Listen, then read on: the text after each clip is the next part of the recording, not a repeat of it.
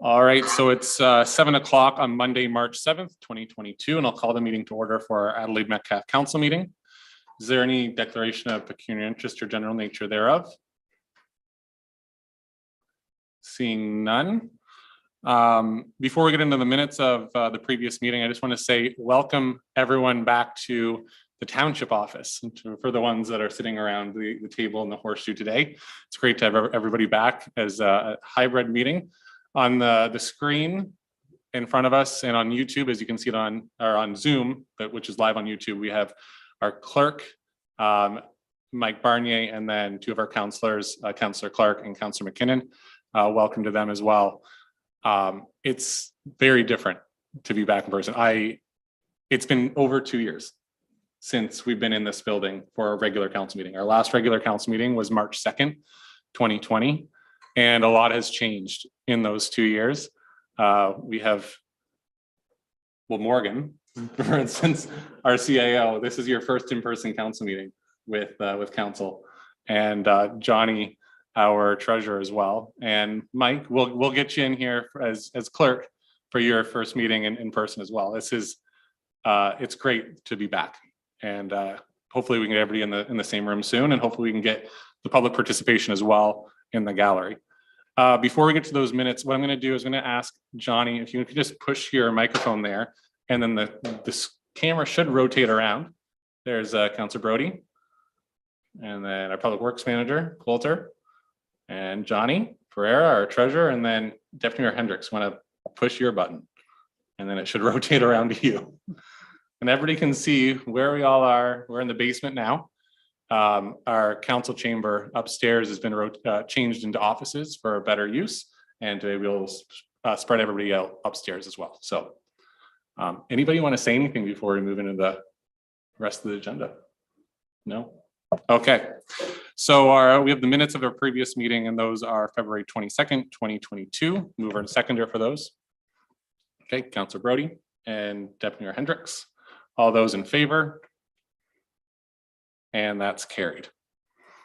All right, so we have the public meeting, and we have to have a motion from council that council move into a public meeting to consider a bylaw to adopt new and amending building fees charges under section 7(6) of the Building Code Act as amended. Mover and seconder. Councillor McKinnon and Councillor Brody. All those in favor? And that's carried. And we have a list of reports, and I should have asked first who's gonna take this report on. Is it our CBO or who do we got? We got the consultant. I think Glenn's going to speak to it, and Arnie is going to jump into that. All right, so Glenn, I'm going to hand it over to you, and I think there's a presentation that'll be on the screen as well. Thank you very much, and I'm sorry, Mr. Mayor, I didn't get your name. Oh, sorry, Curtis Smith. Curtis Smith, Mayor Smith then. Yes. Or do we call you Reeve Smith? Oh no, we're mayors around here. Okay, that's quite all right. Quite all right. Well, indeed, it's a pleasure to join council this evening, and I might say that it's been a long time since I last met your council. It's been somewhere around 15 years, and in the meantime, there's a little white on top that's occurred. But anyways, it's a pleasure to meet with you this evening. I am a land use planner by trade, but when I was with the Ministry of Municipal Affairs and Housing, I got involved on the building side. And when I jumped into the private sector, I started working with municipalities across Ontario to help them prepare building permit fee documents, the building bylaw and the fees to go with it. I developed a financial model, which I've used over the years, and it's been quite successful, if I could say that. A lot of municipalities have been able to move forward and use that particular formula to meet their needs. The next slide, please. My mandate was to review your building permit fee schedule, to review the permit volumes for a 5-year period, which gives me an indication of the trends, kind of the peaks and valleys, to update your fees to reflect the current costs using your most recent budget, which is your 2021 budget at that time, and to recommend new fees where they were required. But again, to say that the fee, sorry, the study was to look at the application of a full cost recovery financial model. And what that essentially means is that the taxpayer at large does not subsidize private development. They don't subsidize the building permit process. And that's therein lies the success of many studies I've done for other municipalities, is they don't depend on the private sector. Sorry, they don't depend on the public sector for financing the building inspection service. And finally, to update the building bylaw. Next slide, please.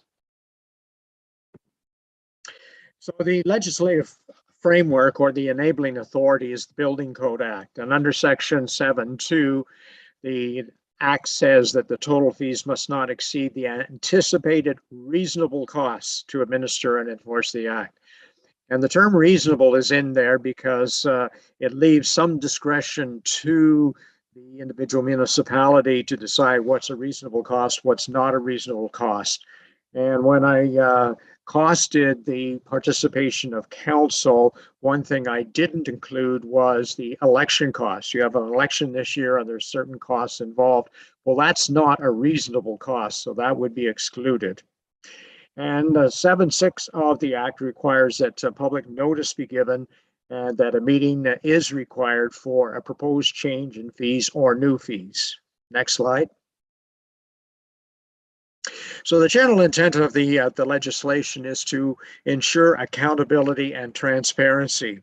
And that was a significant change from prior to about 2005, when municipalities, some in Ontario, where I guess the best word to say were misintending the application of the Act by collecting fees for building permit for the building permit process, but using those fees for other municipal purposes. So there was a disparity, if you wish, between what was being collected and how it was being applied. So the legislation at the time was changed to require accountability and transparency, in the sense that municipalities were required to prepare reports and to indicate to the public how they calculated the fees that they were going to levy for the building inspection service. And the intent of the legislation was to provide for a full cost recovery approach to offset the costs of the building department providing the frontline services and all related support services provided by other departments, as an example, and to also require public disclosure. So that's where the transparency comes into place. You have a report that would be distributed to the building industry, to individuals that were interested, that shows the calculations behind any change in fees or new fees. Next slide, please. So the methodology, similar to the mandate, was to review building permit activity for the 2015-2020 period, to review the building inspection process that Arnie's operation undertakes, to conduct a time allocation assessment. That is to say, how much time does it take a building official to review building plans, to undertake inspections, and to administer the process. And similarly, how much time do other members of the municipality providing support services spend to provide those services? So then it was up to me to calculate the indirect and direct costs for the affected departments. The direct costs being those of the building service, the indirect costs being the costs of other departments providing support for Arnie's operation. And then to calculate the building permit fees designed to recover all of those costs. And finally, to provide certain adjustments, the key adjustment being to fund the cost stabilization reserve fund. And that's a reserve fund that is set aside for the fee revenues that are over and above the operational costs. And the cost stabilization reserve fund is funds that can be used for perhaps the odd major capital expenditure here and there, such as the purchase of a municipal vehicle for building purposes, building inspection purposes, or it could be the acquisition of new computers. But more particularly, it's a fund that can offset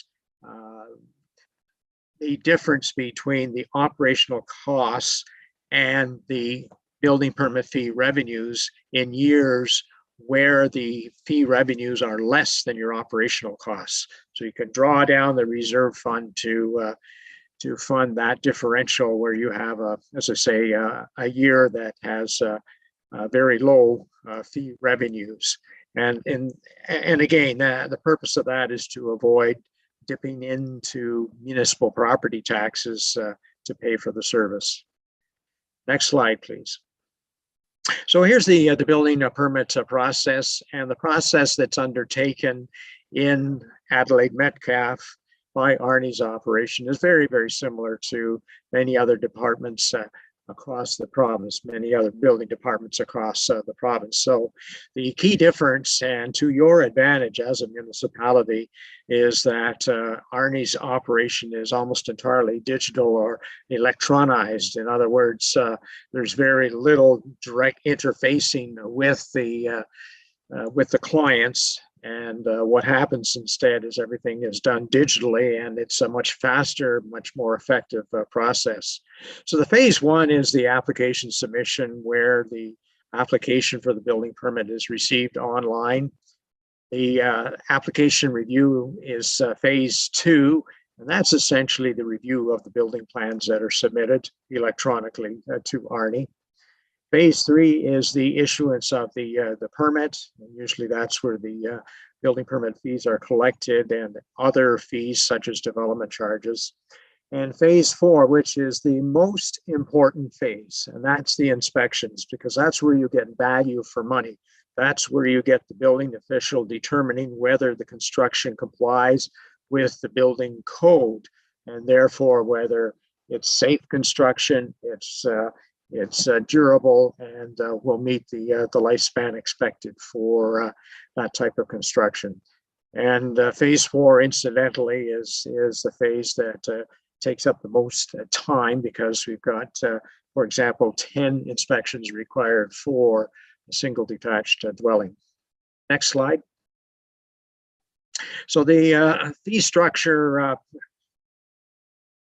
design consists of essentially two steps. First is to calculate the indirect costs of administration and enforcement for those departments that provide support services to Arnie. So that would be, and we'll get into who they are. The second is to calculate the direct costs, which is Arnie's operation. So the two together equal the total costs, and then from there you calculate the actual permit fees. Next slide. And the indirect costs are essentially the operating and capital costs of all the building permit related services that are provided by other municipal departments, such as the finance department, HR. In some municipalities, it's IT, planning, and it also includes council and the CAO's clerk's operation as well. And it includes everything that is really the cost of doing business to support the building administration and enforcement function. Next slide. So here is the example that was used for your particular situation. You have council that performs a management function, and they're responsible for appointing building officials, for entering into agreements to provide for, in this case, the joint building service. They also review any reports, of course, that are received from the building service. You have your CAO and clerk who oversee the management of all of the services in the municipality, including the building service. Finance is probably the key support function. Finance is responsible for the procurement of supplies. They're responsible for drafting the budget and administering the budget, and also, of course, collecting the building permit fee revenues. And finally, HR, which is responsible for overseeing the personnel. So those are the support services, and what this study did was to calculate the actual costs associated with all of those particular services, each and all of those services. And that's demonstrated on the next slide. So here's an example of a fee cost calculation. So the finance officer or director, the treasurer, depending on what you call that individual in your municipality, what we did was to look at the percentage of time that individual spent on building related duties, multiply that by the number of hours per year, times the salary and benefits and added overhead. So in the situation here in the joint building group, it was estimated that 2% of the finance officer's time, the treasurer's time, was spent. So 2% times 1820 was 36.4 hours, times salary and benefits amounted to $2,420.10. Of course, that was aggregated for the three municipalities for a total of 7260.30. Next slide. So this particular slide gives you an indication of what the total indirect costs are for supporting Arnie's operation. So for the council, it's $2,111.61. CAO 16,420.37, HR 2687 and change, finance 16,000, heat, light, and water, which are essential, obviously, to running up the building in which they use the or provide the services, and the building maintenance as well. So the total cost then for all of the support services, the indirect costs as we call them, was $44,498.42. And of that cost, I'll make a point at this particular juncture to say that that cost in terms of the revenues that you get from building permits will be returned to you. And your share would be roughly 1/3, 15,000 of that particular cost. So that's, in a sense, a new source of revenue to the municipality that you can build into your budgets. And that 15,000 would be spread across those four functions that I talked of previously. So a certain percentage goes to your finance operation, a certain percentage to your HR, to council, and to the CAO clerk. Next slide. So the total direct costs, and this is Arnie's operation itself. So the building service, the salary and benefits costs amounts to $252,000. And the overhead on top of that, that's for supplies, for training, and things of that nature, is $33,000. So the total is $285,000 for Arnie's operation. So if you add Arnie, next slide, please, Arnie's operation plus the indirect costs, the total recoverable costs are $329,498. So that's the cost that you use to determine your building permit fees for the various classes of permits.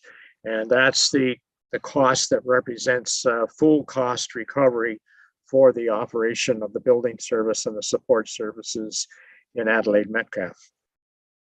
Next slide. So then the next step in the process was to calculate the building permit fees. And some of you may be familiar with the occupancy groups that are set out in the building code. The A, B, C. C is a residential, F is industrial, as an example. So there will be building permits fee calculations for each of those categories.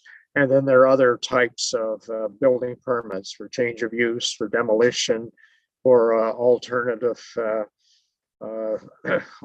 options, for farms, for solid fuel appliances. So we calculated the fees on the basis of those various types of permits using the time allocation applied to all of the phases of the building inspection process. As I talked about, the 4 phases, multiplied that by the hourly rate for salaries and benefits, and added the overhead to come up with the direct and indirect costs, and then derived a per unit cost or per building permit cost. Next slide.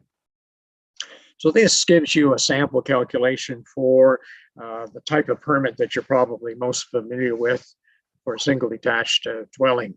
So the total number of hours is basically 21.5 or rounded to 22.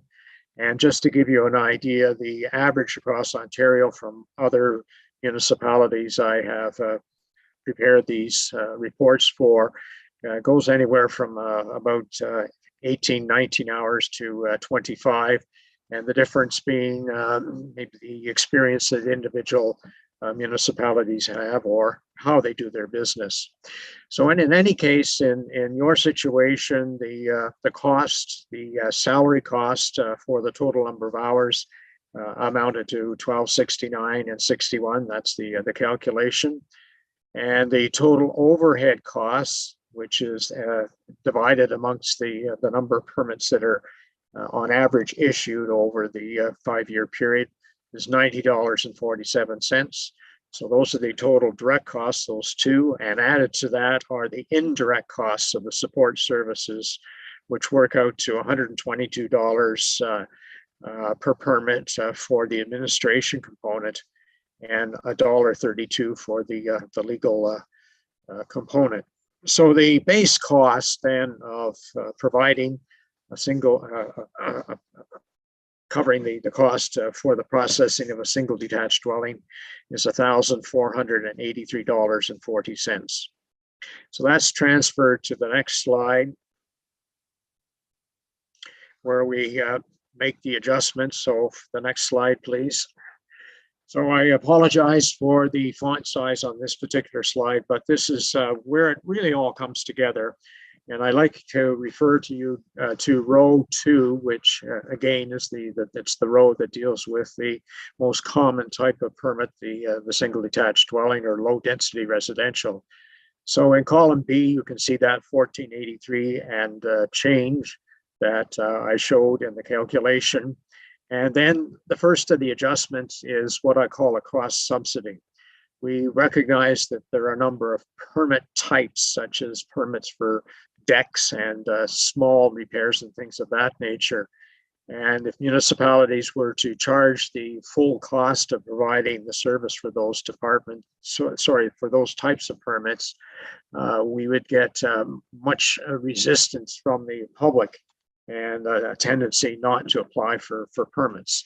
So as an example, the cost for a permit for deck might be in the order of $500 to $600, which is not reasonable if you're putting in a very small deck.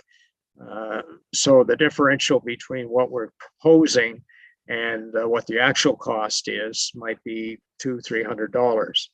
So the cross subsidy is where we try to make up the difference between the actual cost and what we're charging, and that is applied against major permits. So the adjustment in this case is from $1,400 to $2,083 for that first adjustment. And the second adjustment, which is in column D, is to add a surcharge to fund the cost stabilization reserve fund that I talked of previously. That's putting, as I say, money aside that can be used to offset low fee revenues or to pay for unusual or expenditures that may occur from time to time. So that raises the total to $2291.74, that 10% added to the 2083. Then the next adjustment is made for what we call major projects. As you know, there are individuals that like to build large homes or monster homes, and to do that, there's more time that's taken for the review of the building plans, the drawings, and the inspections that are required. So what I've recommended to municipalities is a surcharge in those circumstances to offset those additional costs. And the recommendation that's made here is $1 per square foot for a building greater than 1,500 square feet or a residence greater than 1,500 square feet. Now, in conversation with Arnie, we've made the adjustment to 2,000 square feet rather than what's suggested here, because it's closer to what the reality is in your situation. So then the next step in column F is to multiply the column D figure to come up with what the revenues would be for, first off, the adjustment for the cost stabilization reserve fund. So the 38 times the 2291 comes to 86,976.80. And we've also provided for council's review is what the revenue would be if you did not impose that 10%. But as my experience, there hasn't been a municipality that hasn't used the option of adding 10%, anywhere from 10 to 25%, depending on the circumstances, to generate that cost stabilization reserve fund. So we've undertaken calculations for all the various types of or classes of permit, which are listed in column A, and the revenues in column G are the most significant. And if you scroll down to row 21, you'll see that the total number of permits is 361, and the revenue generation for that, including the cost stabilization reserve fund surcharge, would amount to $359,890.07. The 333, which is the revenue without the surcharge, is close to that 332 that, or I think it was 328 or whatever, that I showed you as the recoverable costs. So we move from this table, which, as I say, is a lot of calculations, probably a couple of hundred calculations there. And we move then to what we're recommending to your municipality. So next slide, please.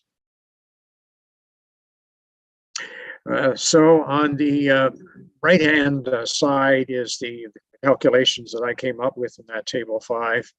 The middle column, which is titled Draft Building Bylaw, are the costs that we decided on as appropriate for your situation, and which have been incorporated into the draft building bylaw that you're considering this evening. So if you move down to under 3, residential occupancies, group C, A is the single detached dwelling. As I indicated before, I had recommended $1 per square foot over 1,500 square feet, plus the base charge of $2291.74, and that's been adjusted to $2,400 plus $1 per square foot for residential dwellings over 2,000 square feet. So it's a little more realistic for your situation. And some of these adjustments, as you can see, are rounding of the figures. So it makes it a little easier for the administration of the process. So if you move down to some of the other figures, or maybe move up, maybe to assembly occupancies at the top, you can see a base charge of $54.71, which I recommended converted to a rounded out figure of $54.75, plus a lesser charge for the additional size buildings where it might occur, to $1.08 as opposed to the $1.37. So we're giving some of these groups a bit of a break. So next slide, please. So the next slide shows some of the other types of permits that would be issued. And we have made an adjustment on the agricultural buildings, and this came out of the public meeting we had in Northwest Middlesex. The recommendation was for a fee of $1539.16 plus 48 cents per square foot over 5,000 square feet. And when we did a calculation for a 50,000 square foot building, it came to around $19,000 for the building permit fee, which was not considered reasonable And if you recall my early comments about anticipated reasonable costs, the 19,000 would have represented way too much and didn't actually reflect the actual cost of undertaking the service. So what we proposed was a stepped down version, meaning that you would pay this charge for a building over 5,000 square feet. But when you got a building of 10,000 square feet, you would step down the charge so that you would be paying less and less proportionately. So the end result would be a fee that would be more in keeping with the actual cost of providing the building permit service. Now going down for smaller structures, I had mentioned earlier about decks and things of that nature. So if you notice the deck at the bottom, it's a $300 flat fee that we're recommending. I had recommended $337, which reflects the 300 plus the 10% surcharge, but we've reduced that to a flat fee, makes it easy for calculation. For accessory buildings or structures where you might get them varying in size, we suggested $300 plus a surcharge for buildings over 500 square feet in area. So we've, as I say, played with the figures to try and make the fee structure reasonable and realistic for the consumer who is purchasing a permit. And as I said before, the purpose of purchasing the permit, of course, is to obtain the service of ensuring safe construction for whatever you're building. Next slide. So the recommendations arising out of my study first off are to adopt the building permit fee regime. That includes provision for revenues to be directed to the Cost Stabilization Reserve Fund. Secondly, to adopt the recommended fee structure in Table 5 or a modification of that represented a full cost recovery model. And the third recommendation is something that I've made to a number of municipalities. And your situation is probably fairly typical of a number of municipalities across the province. As you may remember, I did your study back in, I think it was around 2005. And I don't think there are significant changes in the building permit fees from that period of time. So what happens if you don't?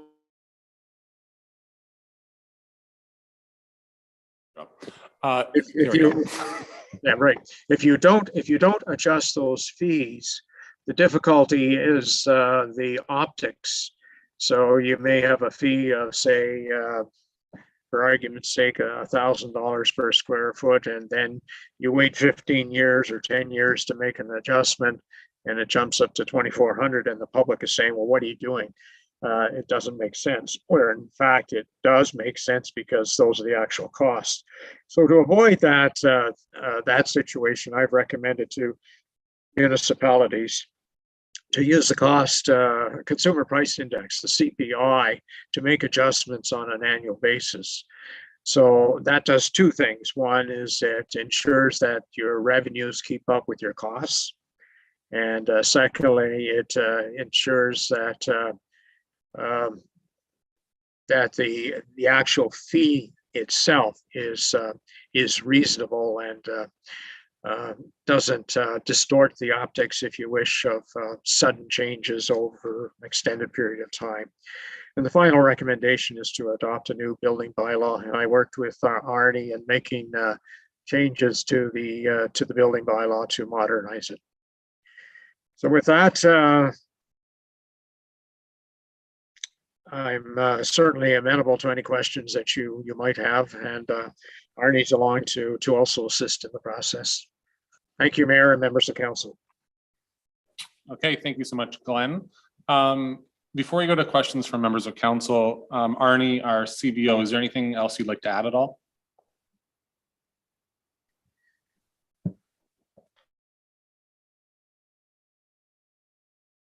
We're not able to hear you. There, are we? There we go. Okay. Yeah, good evening, Mayor and Council. Thanks for the time, and thanks to Glenn as well.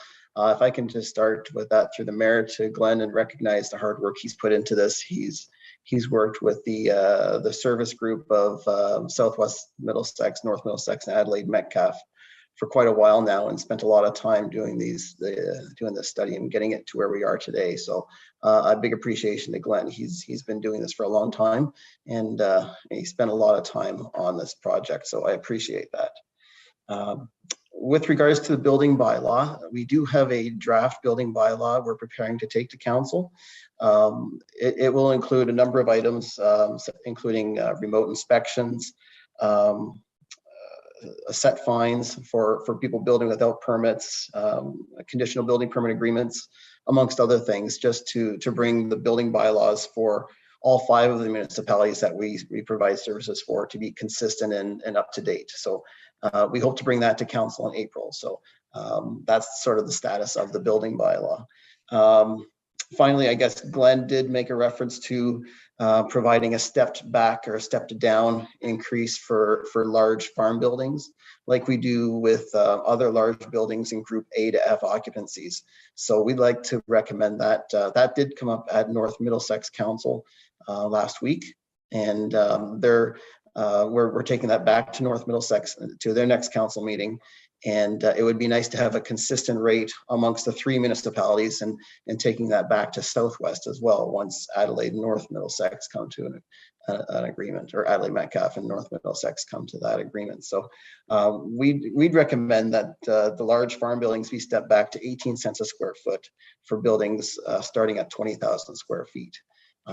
That's kind of consistent again with the groups A to F buildings. They get stepped back at half the rate once they get to 20,000 square feet. So we thought that would work consistently with farm buildings as well.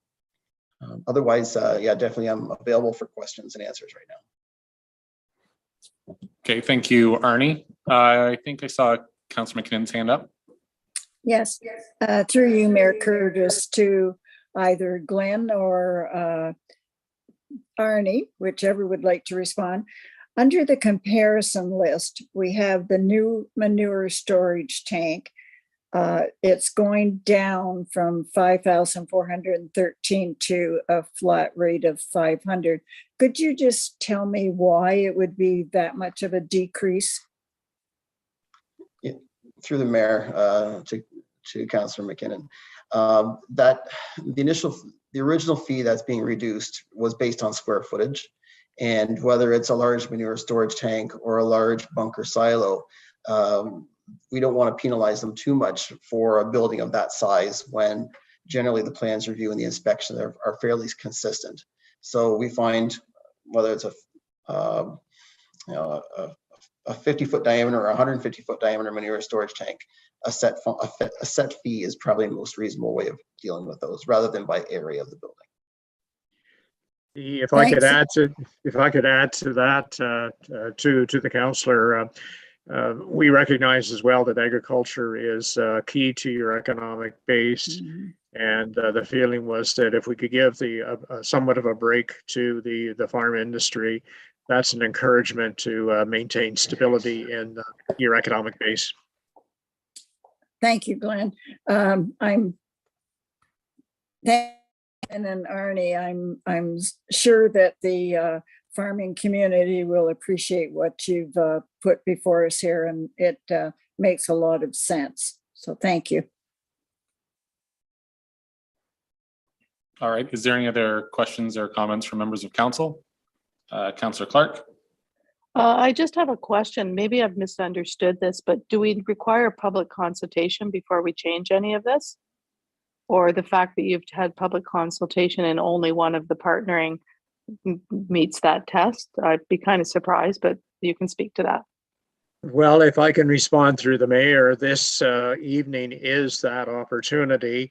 The notice was sent out and it was advertised in accordance with the requirements of the Building Code Act. So the public have had that opportunity to provide a response. And I must say that given that the building industry across the 3 municipalities is it's essentially the same actors for the most part, They are aware of this process, so I am advised, so they have had opportunity for input. Okay, I didn't know if we had to do a town hall style or this would count as that. So No, thank you. the legislation does not prescribe what kind of a format the public consultation should be, other than it has to be a public meeting. And it has varied across the province. Some municipalities, depending on their size, might have several meetings, some might have a survey of some sort, but we felt this was most reasonable. But I would commend Arnie in the sense that he's developed a very good relationship with the building industry, and that's also key to success. If you have an excellent working relationship, and the industry doesn't tend to object to costs at a reasonable end, and these costs are very competitive. As the question may come up, how do the costs here compare with other municipalities? So your costs, as we calculated them, are less than Strathroy, Caradoc, less than the City of London. And we're not here essentially to compete with those municipalities, because when I do these calculations, it's intended to reflect the costs of the municipality I'm doing the service for, or the joint building group. So, and the cost could vary, but you're in a very fortunate position that you're going to be able to pay for the service at a fee revenue base that's less than surrounding municipalities. So I think that is also beneficial. If I could have Mike Barnier, our clerk, just kind of outline what we did for advertising for this meeting, since it is a public meeting. Yeah, so through the mayor to members of council, we did advertise in the banner that this was a public meeting. It was on the website as well. I think if I understand correctly, there was no written comments or registrants in any of the municipalities. I think if you do look at some of the comparisons, many times the building permit prices did go down. So I don't think there was any outcry from the public that we heard of in this regard. So it was advertised accordingly. Yep, go ahead, Councillor Clark. Yeah, I was just going to note that the comments that Glenn made are very true. I've been participating in other municipalities with building permits, and some even go as far as to charge $100 for the sign that you put on your lawn notifying of different activity. So I'm glad to see that we're just looking at cost recovery and doing the right thing. Okay, is there any other questions or comments at all? No. All right, so and Mike Barnier, clerk, you mentioned that there is nobody that is registered and participating from the public? Through your worship, that is correct. All right, so we have the recommendation in front of us, and that is that council support and approve the updated building fees and charges as presented in the building permit review joint building report dated October 29th, 2021. And further that council provide for an annual adjustment to the building fees and charges based on the consumer price index available through Statistics Canada. Mover and second. No, that's not what we're doing. Clerk, Mike. Through your worship to members of council, I just want to make it clear though, that this you're passing an amended fee with the changes to the agricultural buildings. And I would suggest it's basically in principle that you're providing for annual adjustment. In the future, as next year, we'll be bringing a fee bylaw to council on an annual basis, and those changes will be reflected in that and approved accordingly. I mean, we'd like to stay, for Arnie's sake, for sure, same cost as the other municipalities, but that is council's prerogative in that case when a fee bylaw comes forward. Thank you. Okay, so that first part of the motion, should we be changing that it's as presented in the report dated October 29th, 2021 and as amended? Yes, please. Okay. Mover and seconder for that. Okay, Councillor Brody and Deputy Mayor Hendricks. All those in favor? And that's carried. All right, so with that, we just need to have a motion to adjourn the public meeting and convene in our regular session. Okay, Councillor Brody, seconded by Councillor Clark. All those in favor? And that's carried. All right, thank you so much, Glenn, for all your hard work and going through that presentation. Okay, thank you. All righty, so we'll go into correspondence. So our upcoming conference and seminars and meetings. Item number 1 was supposed to be our budget meeting, which was planned for March 9th. That's been postponed, and we're going to discuss that under other business to make another date, hopefully next week. Our next regular meeting is on Monday, March 21st, and then April 4th. Recommended readings. Blue Water Recycling Association, their board highlights for February 2022. Item number 2 is from the Middlesex London Health Unit, and it's their Board of Health update for February. And item number 3 is the 4 Counties Health Services Foundation, and it's their acknowledgement letter for the donation that we provided. So action required. The first one here is from the town of South Bruce Peninsula, and it's the municipal accommodation tax and Crown campgrounds. Any thoughts on this one? Councillor McKinnon. I was for supporting. Okay, do we have a seconder for that one? Okay, doesn't look like we're going to have a seconder for that one. Councillor McKinnon. Okay, all right. The next one, it's in regards to declaring this the year of the garden.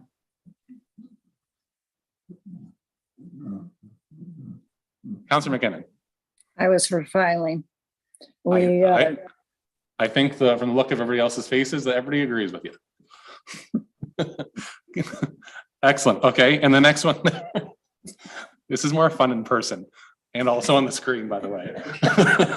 The next one here is in regards to the Ontario Land Tribunal, and it's multiple municipalities that are along there, but I think there's one that our clerk wanted to have kind of stand out. Mike? Yeah, through your worship, I know we did bring this forward previously. Not that I'm at all pushing this, but we have received multiple, and they seem to keep coming in even since I've posted the agenda. I would like to point out that it is evolving a little bit. If you read the Gravenhurst one specifically, it does talk about that the province come up with an alternative and that it be forward to AMO. Because I know that was one of the discussion points previously about no alternative. So I just want to bring it back because we were receiving so many, and that it is evolving a little bit. So. Okay, Deputy Mayor Hendricks. Yeah, I did read that clause in Gravenhurst's. It was the only one that had it, and I could support that because it does talk about having something in place that the general public can still appeal a decision. So I could support Gravenhurst's letter, but the rest don't have that. So if we were going to support it, I'd move that we'd support it with those 4 clauses in that Gravenhurst has enclosed. Okay. Councillor McKinnon. I'll second that. Okay, and that's to support Gravenhurst. Gravenhurst, yes, yes. Okay, and I see Councillor Clark's head shaking. Any other additional comments? No. Okay, so all those. I think it goes back to, sorry, I think it goes back to our original comments that it's fine to take something away, but there has to be a mechanism in place for the public to participate somehow. Yes. An appeal. All right, so that was moved and seconded. All those in favor? And that's carried. All right, now we just need to have a motion to file items CC 1 through to 5. Okay, Councillor Brody, Deputy Mayor Hendricks, I think I saw your hand. All those in favor? And that's carried. Okie dokie. On to staff reports. The first one is the repeal of the temporary COVID-19 vaccination policy, and that's from our CAO, Morgan. Okay, thank you, Mr. Mayor. Through you to members of council. In front of you is a report regarding the temporary COVID-19 vaccination policy. Really, given that the province and the health unit are starting to remove some of their COVID-19 mandates. Council requested that I take a look at our temporary COVID-19 vaccination policy.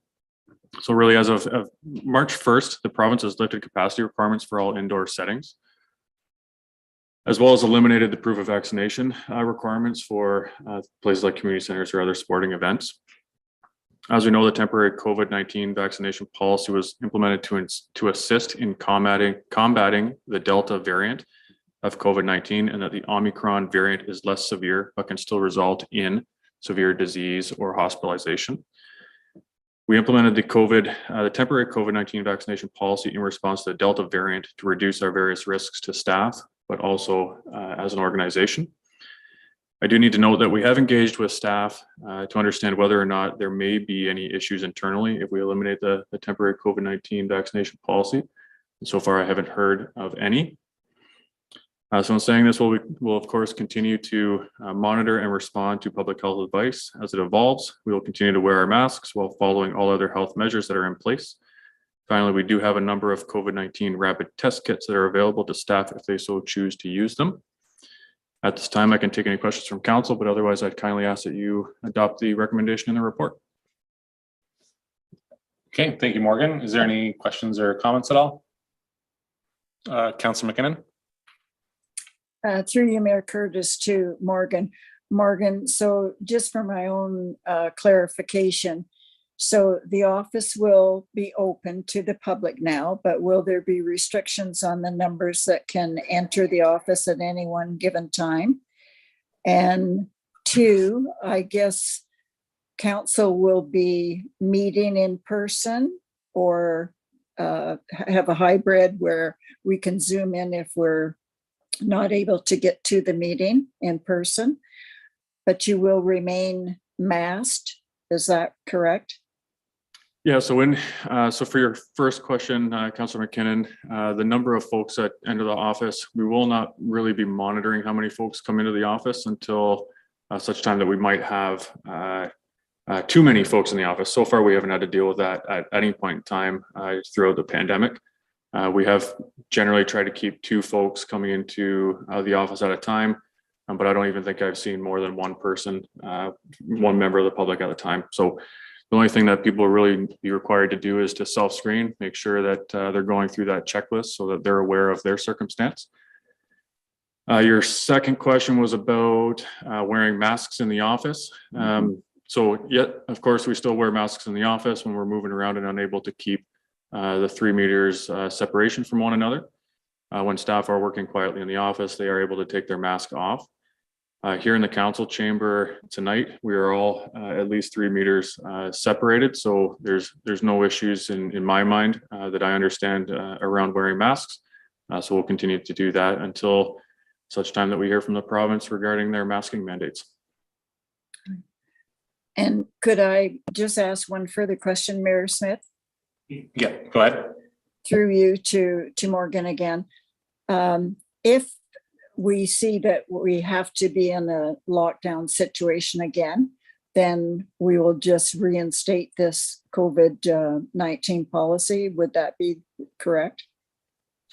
Yeah, or at least some form of it. I would certainly Okay. bring forward a policy recommendation to council, depending on the COVID-19 situation at the time. So far, we've been responding to provincial and health unit direction, where we're adding measures and retracting measures as required.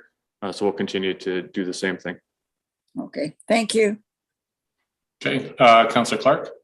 Yeah, I hope this isn't an in-camera question. Also, I'll just shoot from the hip. So does this also repeal the requirement of any new hires to have the vaccine? Yes, so we'll repeal the temporary COVID-19 vaccination and with it, so are those provisions. Okay, thank you. Okay, and just to be clear, just because I know Councillor McKinnon, you asked a broad range of questions regarding COVID-19, but this report here is just strictly on the temporary COVID-19 vaccination policy. Okay, is there any other questions at all? Comments? Okay, so we have the recommendation in front of us that council repeal the temporary COVID-19 vaccination policy and that staff be directed to remove the temporary COVID-19 vaccination policy from the corporate policy manual. Okay, Councillor Brody, seconded by Deputy Mayor Hendricks. All those in favor? And that's carried. All righty. Thank you, Morgan. So the next report is Planning Act updates and changes, and that's from our clerk, Mike. Through the mayor to members of council, you have a summary of Planning Act changes, which a lot of it affects severances and how they work. I am happy to report that they were positive in my mind, that they help residents or applicants in this case give some more flexibility instead of adding, lack of a better term, red tape. So it is reducing some of that. They are listed there, but purchasers or agents and charges, mortgages can make applications for severance. There's now a 2-year period to satisfy consent conditions. Consent applications in progress can be amended, although we are already accommodating that one. Consents can be canceled. Consent certificates can be available for both severed and retained lots. And the new joint tenancy exception, where there be no merger on title of abutting properties if caused by death or joint tenant. I don't know how much Adelaide Metcalfe has experienced that one in the past, but that's been a nightmare in my previous municipalities where properties do merge if they're the same name and title. And they will merge without people knowing, and it's caused a lot of problems in my experience. So that's a good change. But most importantly, for this point in time, consent applications now have a 2-year period, and yay, that's a really good one. So what we have to do is we have a number of them that are in progress as of January 1st, and one that did lapse mid-January. So we're now able to help them out, and I did everything humanly possible to help that one even. They had one that went through and the other, their survey got in after the lapsing date. So like a day after, unfortunately. So welcome change. So we're just looking for direction to send out letters to all of these consent files to give them the good news that it'll be 2 years. I should note though as well, staff will be reaching out on a periodic basis to let people know about the timing of their consent applications. Because even though we do have 2 years now, people are going to wait till the last 2 months or a month or a week before to start fulfilling these conditions, which makes it difficult. So we do plan to send out at regular intervals that they do still have outstanding conditions to fulfill. So. Okay, thank you, Mike. Councillor Clark, you have a question. So I'm asking, so will there be a notation on the paperwork saying like once they get an approval, or I've seen in different municipalities where on the application it says right even while you're applying you have 1 year, but that would now change to 2. So maybe that wouldn't hurt to add that on because you're planting the seed ahead of time. For sure. And yeah, conditions. I can show you one I have for somewhere else, and then you could maybe use that as a template. Okay. Is there any other questions or comments on this report? Okay, I'm not seeing any. So we have the recommendation in front of us. Mover and seconder. Okay, Councillor Clark and Councillor McKinnon. All those in favor? And that's carried. All right, and the next one here, it's the appointment of the municipal weed inspector. Mike. Through the mayor to members of council, basically very much a housekeeping matter. I just want to note that this council has been approving on a yearly basis. As noted in the report, you can, for the term of council, appoint a weed inspector, but on an annual basis, the notice does have to go out in the paper. We shared the cost this year and hoping to move forward with both North Middlesex and Southwest moving forward to share those costs on an annual basis as well. So I would say technically that the weed inspector is still in place because there's no time frame given in the bylaw, but just to be consistent, to make sure everything's right, I'm asking that council approve the appointment of Mark Brown as the weed inspector through bylaw. And happy to answer any questions if you have them. Thank you, Mike. Is there any questions or comments? Seeing none, mover and seconder for the appointment, Councillor Brody, seconded by Deputy Hendricks. All those in favor? And that's carried. All right, well, that brings us to other business. So we do have to discuss rescheduling the special council meeting for our budget. Do we have a date in mind? Is it next Wednesday? Mike, I think we're thinking next Wednesday, the 16th. Through the mayor to members of council, I did send her an email asking. There were a few that were unsure. And in discussions with the mayor, we thought it best to bring it back as we did pass it originally through council to set the date. So just want confirmation that I'm pretty sure staff is flexible either during the day or the night, but we just need council's confirmation of a date. Thank you. Okay, so does March 16th and are we thinking the 10 a.m. or are we thinking Councillor Brody? I was just wondering if it was, since it is March break, I was just wondering if it could be earlier in the week in case I decided to take off. I don't know if anybody was opposed to a Monday or not, or I don't know. I just wanted to throw that out there. Tuesday? Yeah, sure. I have 2 meetings on Monday, so Monday won't work for me. Okay, does Tuesday work? Does Tuesday work for 15th? everybody? I can make it work if I have enough notice. Is right now a good enough notice? Yes. Okay. Yeah, Tuesdays are usually not good, but I can switch that day around.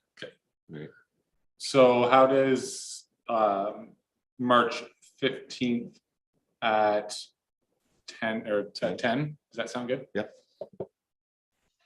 Beware the Ides of March. Councillor McKinnon, that's good for you as well? Yes, that's perfect. All right, so that's a motion that council direct staff to schedule a special meeting of council for the 2022 budget on March 15th at 10 a.m. And that's going to be hybrid, I assume, as well. Not that we have to put that in the motion just in case something happens to these cameras. Okay, mover and seconder for that. Okay, Councillor McKinnon and Councillor Brody, all those in favor? And that's carried. All right, is there anything else for other business? Deputy Hendricks. Yeah, I heard something last week about the Chippewa-Munsee Oneida Reserve, and I don't know which part of it, but they were looking at they would want to get some Lake Huron water piped in. And I'm wondering, we're between them and Lake Huron, if there would be any opportunity to partner with them, if that was something they could go ahead, might help us get water into Kerwood and a couple other places. Okay, go ahead, Morgan. Through you, Mr. Mayor, to council, happy to certainly reach out to Chief Chris John. He's the one that is leading that charge. I know we also have a connection point to the system at Newell Road and Egremont. So we might be able to leverage that for future opportunity for water and or water infrastructure in Adelaide Metcalfe. So yes, I'll reach out. Sounds great. All right, is there anything else for other business before we get to the bylaws? Okay, seeing none, so we have a couple bylaws. So we have motion that bylaw number 10 of 2022 appoint weed inspector, bylaw number 11 of 2022 establish building fees and charges, and bylaw number 12 of 2022 confirm the March 7th, 2022 meeting, and that's to receive the first, second, third, and final reading. Mover and seconder. Okay, Councillor Brody and Councillor McKinnon, all those in favor? And that's carried. And if there is nothing else, a motion to adjourn at 8:05. Councilor Brody and Deputy